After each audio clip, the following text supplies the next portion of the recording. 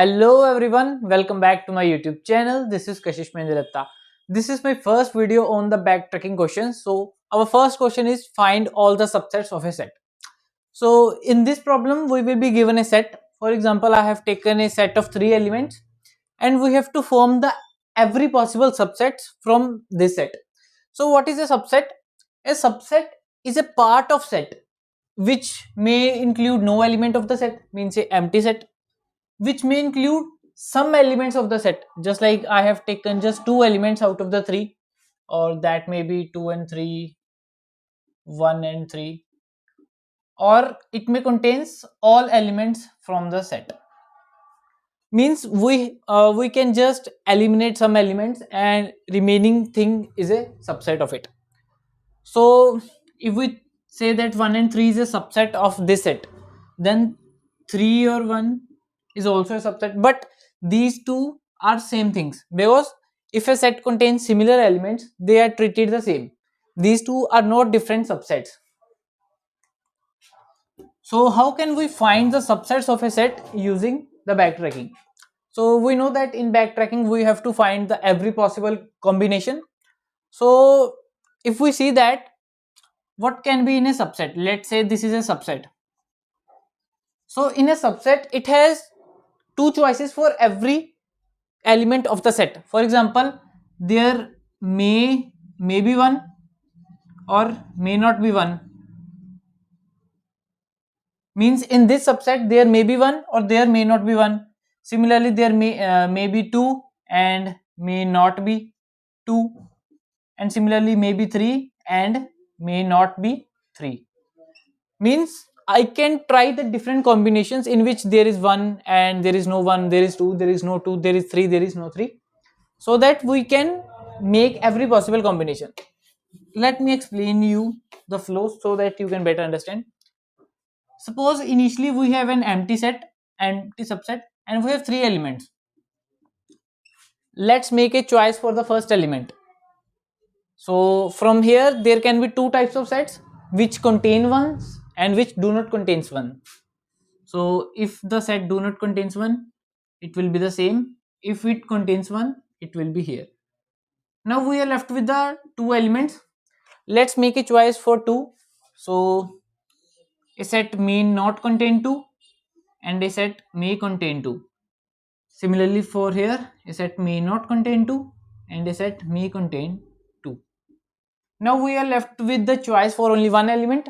Let's make that set with not 3, set when 3 is included, set when 3 is not included, set when 3 is included, set when 3 is not included, set when 3 is included. Oh, here it's 1 and 2. So here it's 1 and 2 with not included, here it's 1, 2 and 3. So we have formed every possible subset of this set, and this is all the possible subsets which we can form from this set. So we can count 1, 2, 3, 4, 5, 6, 7, 8. So you can find simply, you will confirm that there will be 8 subset of this set. So it's easy because we are trying every possible combination. So it's a backtracking problem. So now we are how to code this. Means it's simple, because you know that from, let's say this is a function point, let's say here is the function, and it contains just like here I have decided that whether to include one or not.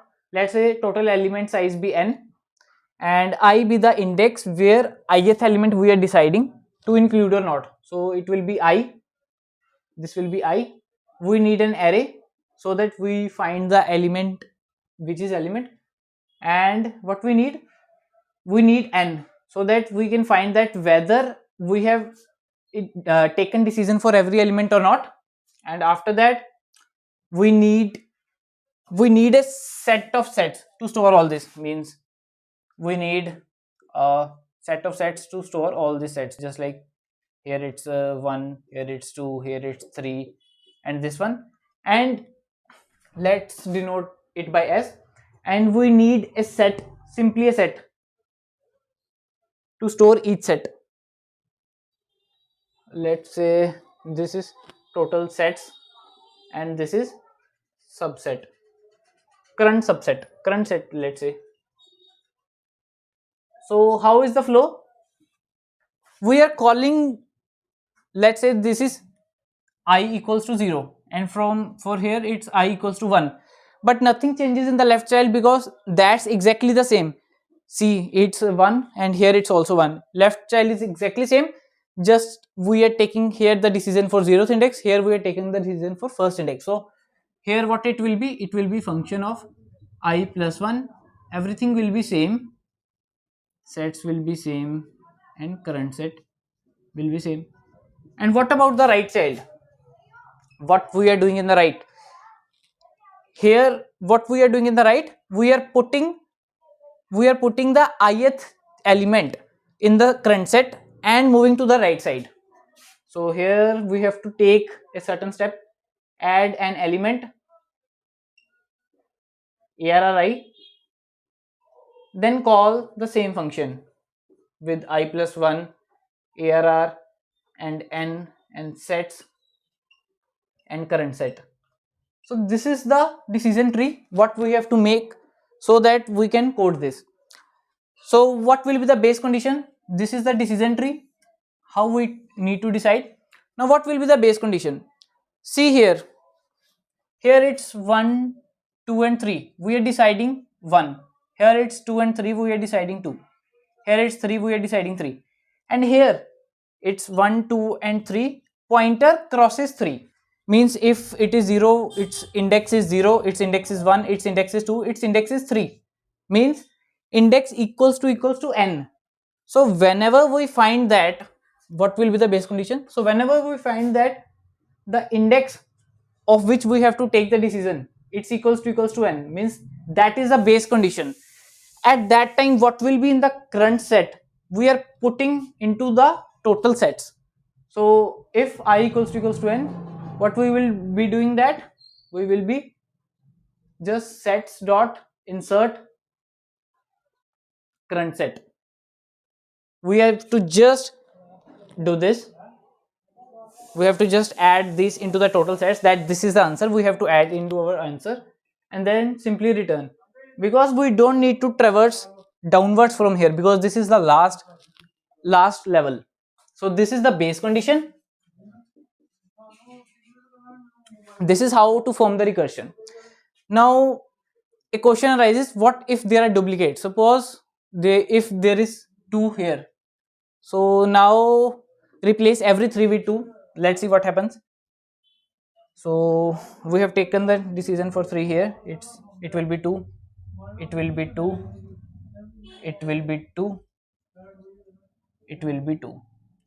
Now you find that these, this and this, these two are the same, but they are counted twice, because in 1 to 2 we can add the first element, we can add the second element, we don't add the third element, we can add the first element, we don't add the second element, we add the third element.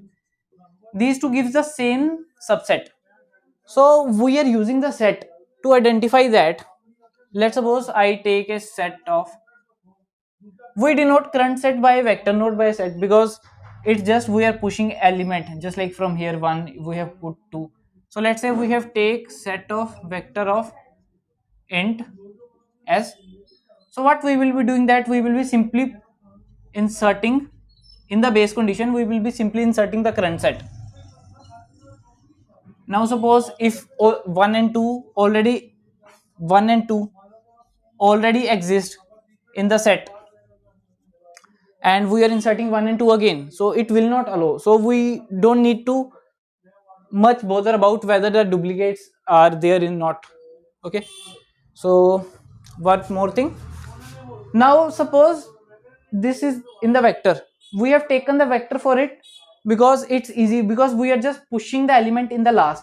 See, we are pushing the element, we are not randomly pushing, we are not inserting, we don't need to sort. Means we, if we are sorting initially the array, then we can simply push the element at last. So you don't need to bother about whether it should be a set, so we simply take it as a vector. Now if we have to pass this vector as a reference, let's suppose we have passed this vector simply, so I will code for that, then I will make it for a reference. So let's code it. So I will be writing the pseudocode. It will be having the 5 parameters: I, arr, n, sets, and current set. Now this will be always passed by reference, because suppose I have called this function, this is my main function, I have called this function from my main function. Now I want the sets to include all the sets. Now if I declared sets in the main function, it's initially empty. Now when this function is run, all the elements are added into the sets, and we want that to be in the main function also, so we are passing this as reference. Now we can either pass this by reference or this by value. What will happen that, suppose there are different sets, so if we are passing by value, so it will take the space of this, take the space of this, take the space of this. But if we are passing this by reference, we just have one set or one vector to store all the elements, then we can backtrack, and I will explain that step. So firstly, this is also passed by value. Suppose this is passed by value, this is passed by reference. So firstly, the base condition, it will remain the same. If we have reached the end, we have taken the decision for all the elements, then set dot insert current set, and then we return from here. And after that, what we are doing is that we have to form the recursive calls. Firstly, we are recursively calling the left part, function of I plus 1 arr n sets and current set. Now we have to, before calling the right step, we have to add an element. So what we are doing is that we are doing current set dot push back. I have give you the reason why I have taken current set as a vector, not as a set, because we just need to push back the element, we don't need to have that in a sorted order. So here we are pushing back arr of I, and then I am calling the right part.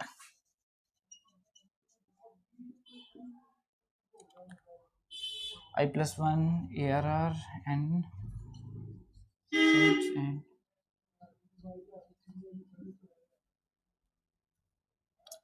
so this is a completely valid code. It will produce all the sets in the sets, this data structure. What it will be, it is set of vector of int.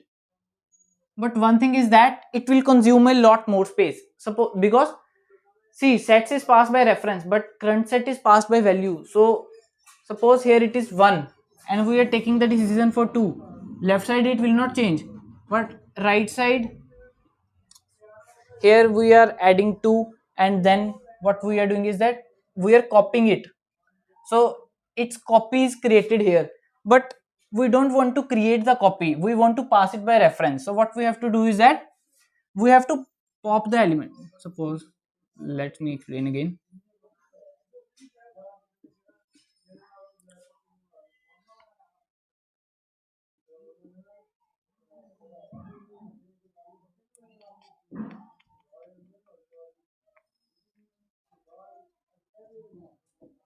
Let's suppose this condition,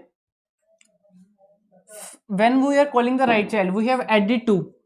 Okay, so now when it has to return back, 2 should be removed, because if the 2 is not removed and this is passed by reference, then it would be remain 1 and 2, then it would be 1 and 2 here, then we are adding 3, then it will become 1 2 and 3, but we want 1 and 3 here only. Are you getting my point? This is the backtrack, means if we are adding an element, then we have to remove that when we backtrack. We have not added anything in the left call, so we don't do that. But this is valid code. if we are passing the current set as a value. But if we have to pass a current set as a reference, we have to return, because now this set and this set, they both are the same. And whenever I go to parent, I want to restore that condition. So to restore that, what I will do, that I will simply add a statement, current set dot pop back error of I. So adding this line only, we have saved a lot of space. We have passed this by now reference. I will put the code of this in the description, you can see for the better understanding. So this was all about this video. If you like this video, give it a huge thumbs up, and meet you in the next video.